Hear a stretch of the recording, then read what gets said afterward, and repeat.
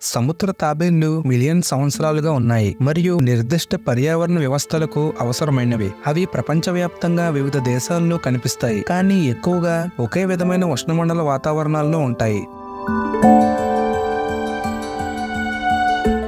దురదృష్టవశాత్తు మన గ్రహం ఎదుర్కొంటున్న పర్యావరణ మార్పుల కారణంగా అవి అంతరించిపోతున్న జాతిగా మారుతున్నాయి. సముద్ర తాబేళ్లకు సంబంధించిన ఇంట్రెస్టింగ్ విషయాలు తెలుసుకోవాలని మీకు ఆసక్తి ఉంటే ఈ వీడియోను చివరి వరకు చూడండి.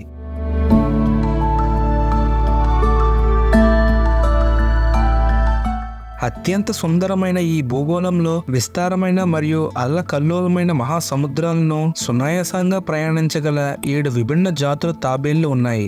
అవి green sea loggerhead, Kemp's ridley, olive ridley, hawksbill, flatback మరియు లెదర్ బ్యాక్ టార్టాయిస్లు.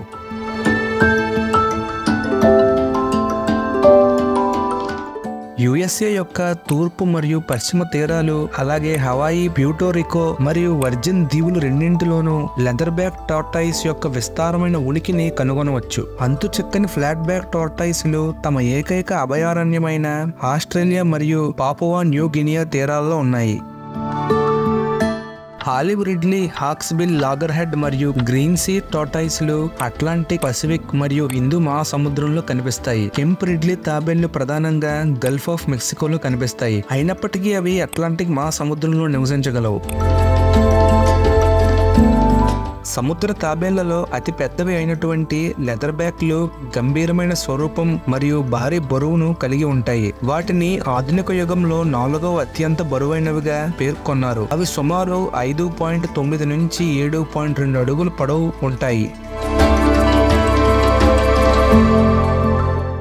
లెదర్ బ్యాక్ టార్టాయిస్లు మృదువైన షెల్ ను కలిగి ఉన్న ఏకైక సముద్ర తాబేలు. వారి వెనక భాగం కార్పెస్ తో తయారు చేయబడి ఉంది. ఇది కఠినమైన రబ్బరు చర్మం వంటిది.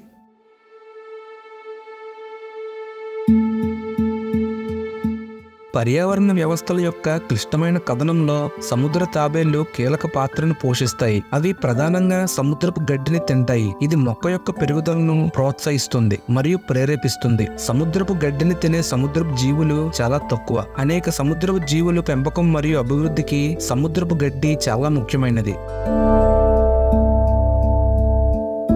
సముద్రపు తాబేళ్లను క్రమం తప్పకుండా మేపడం ద్వారా ఇతర జీవుల సంతానోత్పత్తికి ఆరోగ్యకరం. సముద్రంలో వివిధ తాబేళ్లు వేరువేరు వస్తువులను తింటాయి. ఉదాహరణకు లెదర్ బ్యాక్ తాబేళ్లు జెల్లీ ఫిష్ ను తింటాయి మరియు హక్స్బిల్ తాబేళ్లు సముద్రపు స్పాంజులను తింటాయి.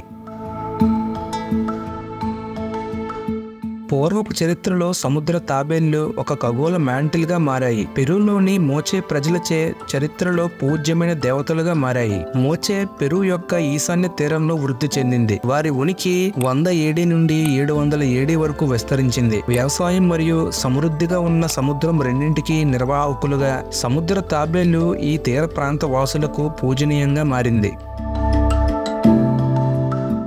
అనేక కళాఖండాలు మరియు కళాత్మక సృజనలను సముద్ర తాబేళ్లను వర్ణిస్తాయి. ఇవి మూచే సమాజంలో ముఖ్యమైనవిగా సూచిస్తున్నాయి. జంతువుల మధ్య ఒక ప్రారంభ సంబంధం తరచుగా మరొక జంతువుతో జత చేయడం నుండి ప్రయోజనం పొందినప్పుడు సంభవిస్తుంది. ఈ పరిస్థితుల్లో కొన్ని బార్నకిల్స్ పెరుగుతున్న మరియు సముద్ర తాబేళ్లతో తమను తాము అటాచ్ చేసుకోవడం ద్వారా ప్రయోజనం పొందుతాయి. అవి సాధారణంగా సముద్రపు తాబేళ్ల యొక్క మెడ లేదా షెల్ కు అటాచ్ అవుతాయి. సముద్ర తాబేళ్లు బార్నకిల్స్ కు గొప్ప అతిథేయులుగా ఉండడానికి 3 ప్రధాన కారణాలు ఉన్నాయి. మొదటిది, తాబేళ్లు చాలా కాలం జీవించడం. అందువల్ల బార్నకిల్ దాని హోస్ట్ చనిపోవడం మరియు కొత్త ఇంటిని కనుగొనడం గురించి ఆందోళన చెందాల్సిన అవసరం లేదు. అయినప్పటికీ ఈ భద్రత కొన్నిసార్లు విఫలమవుతుంది, ఎందుకంటే ఒక బార్నకిల్ చర్మం లేదా షెల్ యొక్క ప్రదేశానికి ఎత్తుక్కొని తాబేళ్లు రాలిపోతుంది. బార్నకిల్స్ యొక్క రెండవ ప్రయోజనం ఆహారం యొక్క స్థిరమైన ప్రవాహం. అవి తాబేలు యొక్క మెడపై ఉండటం వలన తాబేలు యొక్క ఆహార మూలం నుండి ప్రవహించే ఆహార కణాలకు వాటిని యాక్సెస్ చేయవచ్చు. చివరగా మూడవది, సముద్ర తాబేళ్లు వివిధ జలాల్లో చాలా దూరం ప్రయాణిస్తాయి. కాబట్టి బార్నకిల్ దాని లార్వాను వ్యాప్తి చేయగల ప్రాంతాల్లో ఇది గొప్ప వైవిధ్యాన్ని అందిస్తుంది. ఈ సంబంధంలో బార్నకిల్ ఖచ్చితంగా సముద్ర తాబేళ్ల కంటే ఎక్కువ ప్రయోజనం పొందుతుంది.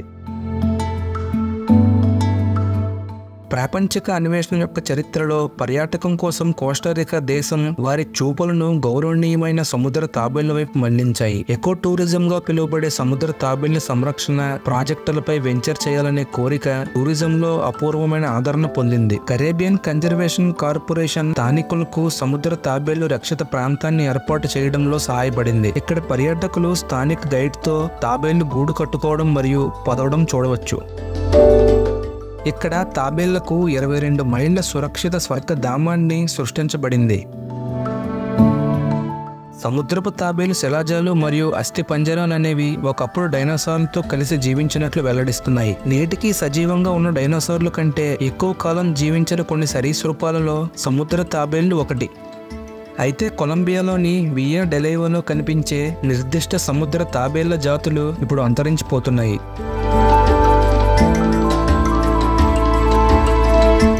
హక్స్బిల్ తాబేళ్లు అన్ని సముద్ర తాబేళ్ల జాతులలో అతి తక్కువ జీవితకాలం కలిగి ఉంటుంది. సగటున 30 నుండి 50 సంవత్సరాల మధ్య ఉంటుంది. గ్రీన్ సీ తాబేలు దాదాపు 80 సంవత్సరాల వయసులో ఎక్కువ కాలం జీవించగలదు, కానీ కొన్నిసార్లు 100 సంవత్సరాల వరకు కూడా జీవించగలదు. చాలా సముద్ర తాబేళ్లు పరిపక్వం చెందడానికి మరియు పునరుత్పత్తి అభివృద్ధి చెందడానికి 15 నుండి 50 సంవత్సరాల మధ్య పడుతుంది.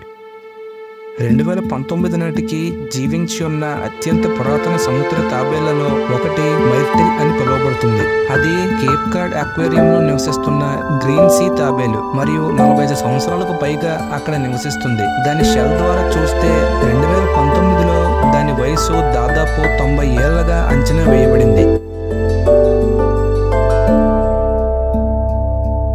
వీడియోకి కన్క్లూజన్. సముద్ర తాబేళ్లు ఇప్పటికీ సజీవంగా ఉన్న ప్రపంచంలోని పురాతన సరీసృపాలలో కొన్ని. విచారకరంగా వాతావరణ మార్పు, కాలుష్యం మరియు కనికరం లేని వేట కారణంగా ఈ మనోహరమైన జీవులపై ప్రమాదపు ఛాయలు కమ్ముకున్నాయి. కానీ సముద్రంలోని ఈ అందమైన జీవుల మనుగడ సాగించడానికి ప్రపంచవ్యాప్తంగా అనేక పరిరక్షణ ప్రాజెక్టులు ఏర్పాటు చేయబడుతున్నాయి. ఫ్రెండ్స్, వీడియో నచ్చితే లైక్ చేసి మన ఛానల్ను సబ్స్క్రైబ్ చేసుకోండి.